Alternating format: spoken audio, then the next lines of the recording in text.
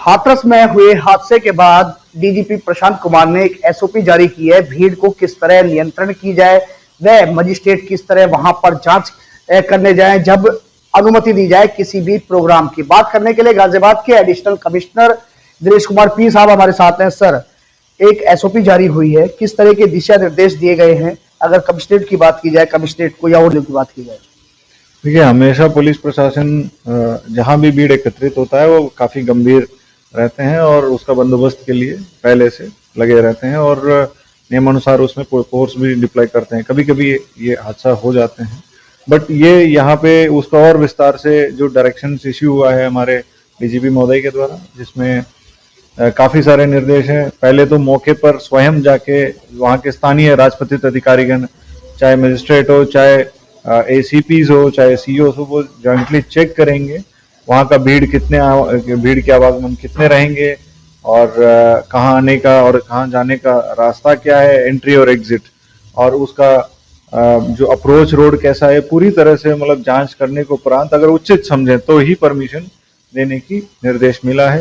साथ साथ सीसीटीवी लगा के उसको लगातार मॉनिटर करने के लिए, तो उनको ले जाने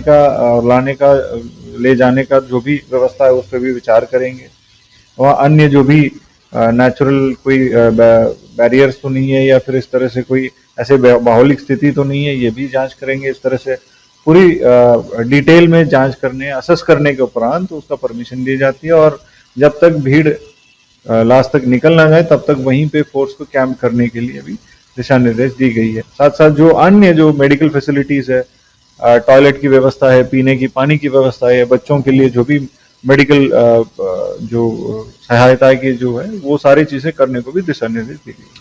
सर, जैसे कि दिशा निर्देश में ये भी कहा गया कि जैसे पुलिस लाइन्स है आपकी, पुलिस लाइन्स में वहां पर भीड़ को नियंत्रण किस तरह किया जाए, एक बैठक भी की जाए वहां पर, दंगा नियंत्रण कुछ इस तरह के वहां पर एक ट्रेनिंग भी दी जाए। जैसे कुछ ज्यादा बड़ा प्रोग्राम है और भीड़ लाखों की तादाद में आती है, तो उससे पहले एक जैसे भीड़ नियंत्रण लेकर वहां पर एक ट्रायल भी किया जाए, कुछ इस तरह के भी दिशा निर्देश है।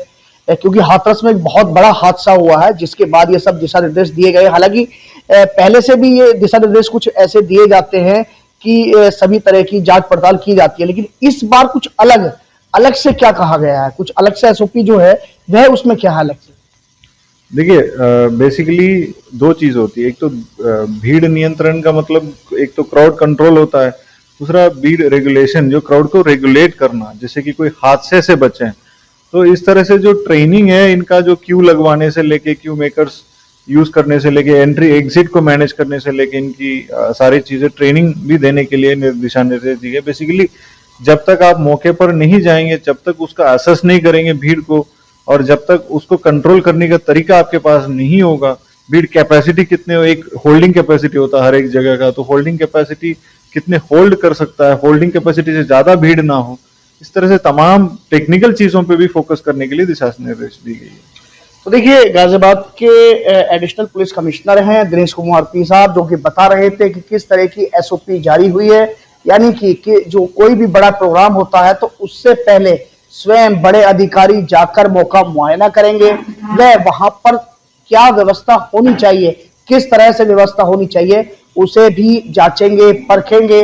वह अगर बात की जाए मजिस्ट्रेट की तो मजिस्ट्रेट भी जाएंगे।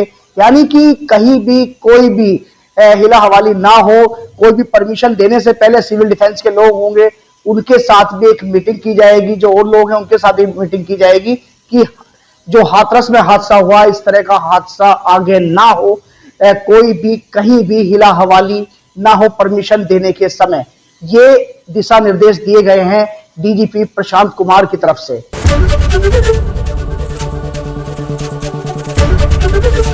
एबीपी गंगा, खबर आपकी, जुबान आपकी।